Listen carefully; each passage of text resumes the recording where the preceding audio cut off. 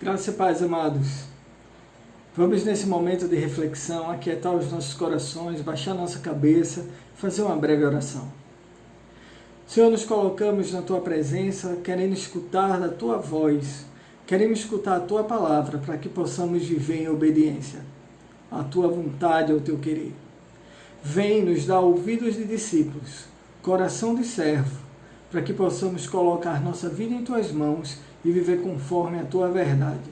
Assim oramos em nome e por amor de Jesus. Amém. Queridos, estamos vivendo num mundo que está muito veloz. Tudo tem acontecido muito rápido, tudo tem acontecido muito depressa. A tecnologia está nos levando a patamares de relações, de processamento de informações que jamais imaginávamos. A evolução que estamos tendo do ponto de vista tecnológico, social, é muito grande. E essa velocidade é para o bem e é para o mal. Depende de como nos comportamos diante dela, depende de como nos posicionamos diante dela, depende de em que forma estamos querendo nos encaixar. Uma forma que o mundo tem oferecido como natural, como verdadeira, mas que na verdade é do pecado, ou a forma, a proposta de Jesus, que é uma forma, na verdade, libertadora, que é a verdade do Evangelho, da Bíblia e da Palavra de Deus. Vamos pensar só um pouco nessa formatação, ou nessa forma que o mundo tem estabelecido para nós. Vamos ver como esse mundo, na verdade, está distorcido, está corrompido. Esse mundo foi feito perfeito. Nós fomos feitos imagem e semelhança de Deus. Mas como o grande intento do diabo e do mal é deformar o que Deus fez, nós temos visto uma deformação violenta no mundo, uma deformação agressiva no mundo, e temos enxergado essas deformações com naturalidade. Por exemplo, a deformação da mentira. A mentira tem deformado o mundo de uma forma tão violenta que relacionamentos familiares são destruídos por conta dela. Países, empresas, governos são desmantelados por conta dela e vivem, às vezes, sustentados pela mentira. A mentira tem alimentado a traição de esposo para esposa e esposa para esposo. A mentira tem alimentado os filhos que saem, usam drogas, mas se apresentam em casa como verdadeiros santinhos, que a família nem se dá conta e, às vezes, nem percebe do mal em que o filho está envolvido. A mentira tem deformado a nossa sociedade, tem deformado nossa família, tem deformado nossas vidas. Às vezes nos pegamos em pequenas mentiras, mas que se tornam enormes porque uma mentira vai levando a outra, a outra, a outra, a outra, e a nossa luta é incessante para manter viva aquela mentira inicial nos leva a uma mentira gigantesca que nos deforma. Nos deforma ao ponto de nós, às vezes, questionarmos a nossa própria identidade e especialmente a nossa identidade de filho de Deus. Porque o pecado nos deformou. E a imagem e semelhança de Deus que estava em nós foi deformada por essa mentira. E não podemos encarar isso como algo natural, por mais que o mundo apresente como sendo natural.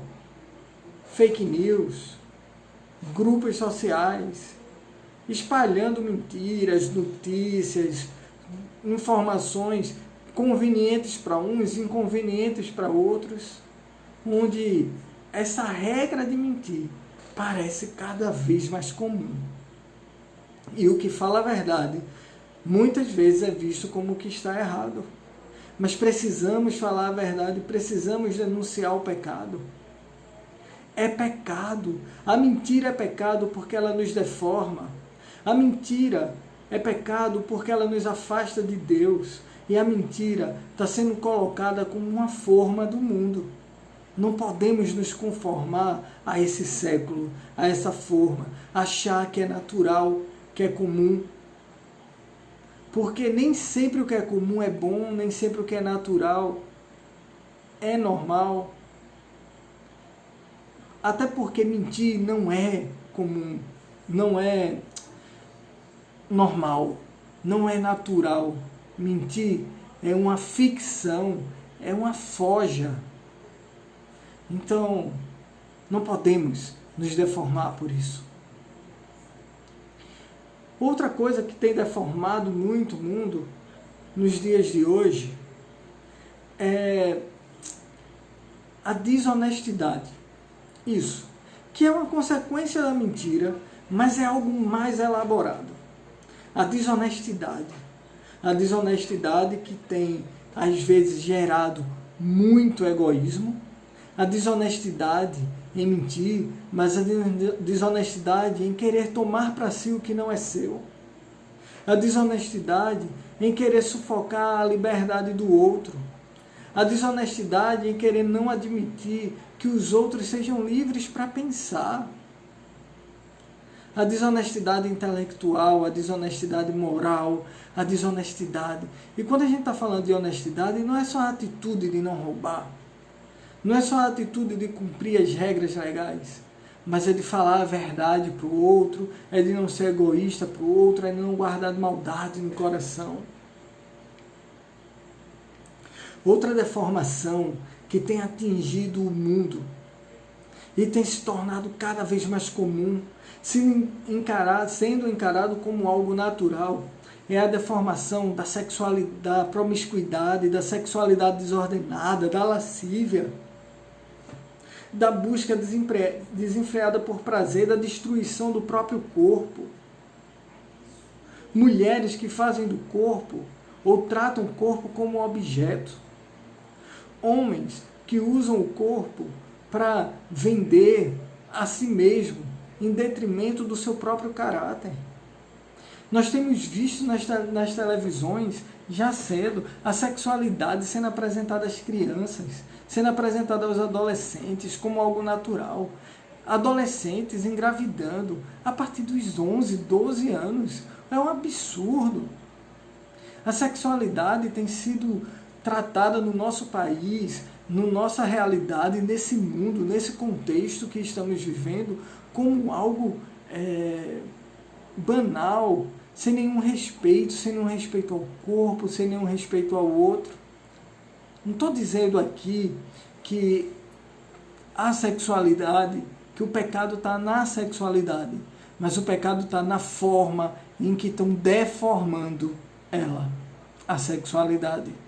Nós vemos novelas, filmes, séries, músicas, ou zoadas, chamem como quiser, para mim é zoada, onde a sensualidade, a exposição do corpo, a forma de dançar, a promiscuidade é exaltado, é colocado em evidência e é colocado como algo bom. A prostituição está cada vez mais formalizada, inclusive nesse mundo virtual, digital, no mundo da TV, na mídia. Isso é uma forma do mundo. E por último, e de forma bem específica, eu quero lembrar de outra deformação, que é a deformação do egoísmo. De pessoas que só têm pensado em si, que só pensam no seu próprio bem, que só pensam no seu próprio contexto, que só pensam na sua própria realidade e que esquece a família, esquece as outras pessoas e esquece que vive em comunidade. Meus irmãos, somos chamados a não nos conformarmos às formas desse mundo.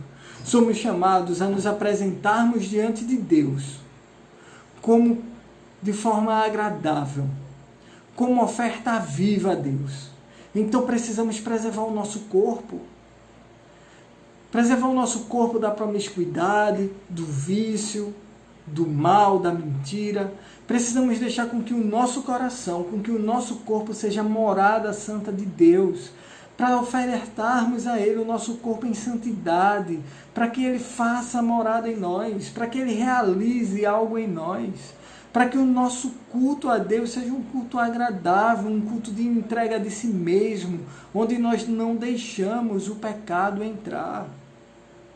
Nós somos pecadores, meus amados, e precisamos do Espírito Santo e do agir de Deus em nossas vidas. Mas precisamos estar abertos e permitirmos que Deus haja. para que nós possamos estar afastados do pecado, e precisamos nós fazermos um sacrifício de louvor a Deus, renunciando o mal, renunciando o pecado, renunciando a mentira que tem sufocado nossa liberdade, que tem destruído a nossa identidade de filhos de Deus. Precisamos renunciar à desonestidade, onde muitos querem só o benefício próprio. Precisamos ser retos, honestos, agradáveis a Deus. Precisamos renunciar à promiscuidade, à lascívia. Precisamos renunciar ao egoísmo, pois essas coisas nos sufocam, essas coisas nos deformam, essas coisas tiram de nós a imagem e semelhança de Deus. E nós somos insistentemente chamados em amor. Deus insiste em nos chamar todos os dias, em seu infinito amor e misericórdia, para que vivamos conforme a sua vontade. E viver conforme a vontade de Deus é não estar conformado às formas desse mundo, mas abraçarmos a ética cristã e os parâmetros da verdade de Cristo e do Evangelho. Somos chamados a vivermos em alegria em Deus, a apresentarmos nosso corpo como morada santa do Senhor. Somos chamados a nos colocarmos nas mãos e nos braços do Pai, para vivermos segundo a sua vontade e seus ensinamentos em obediência, porque ao fazermos isso, vamos usufruir e contemplar quão boa, agradável e perfeita é a vontade de Deus. A vontade de Deus é boa, porque ela nos preserva, ela cuida de nós, ela nos protege, ela nos livra dos males desse mundo e do preço desse pecado, que é a morte. A vontade de Deus é boa, porque a vontade de Deus cuida de nós.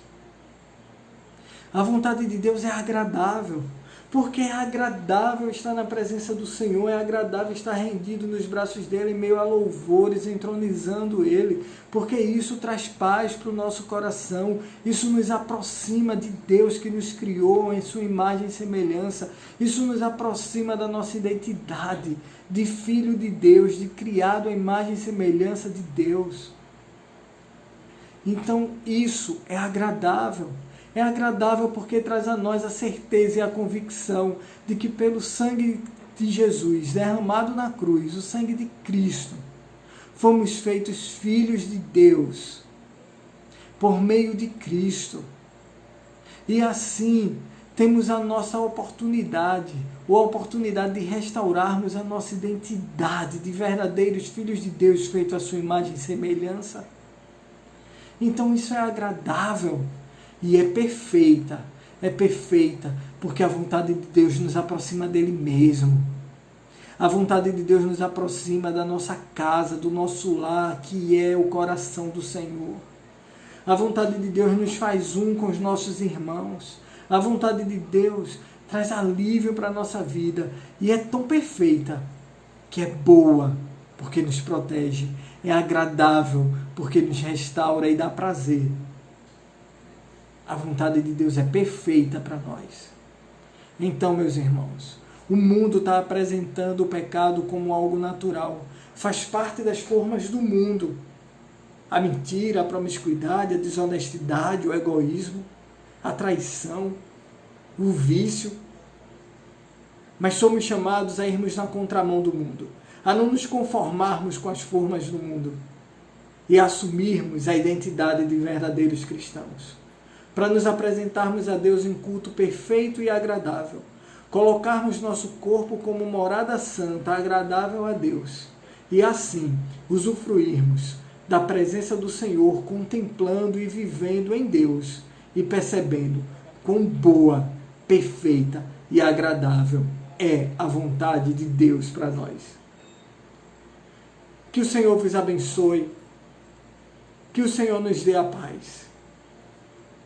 E louvado seja o nome de Jesus, que nos dá vida nova e tempo novo, todo tempo. Feche teus olhos, baixa a tua cabeça e ora comigo.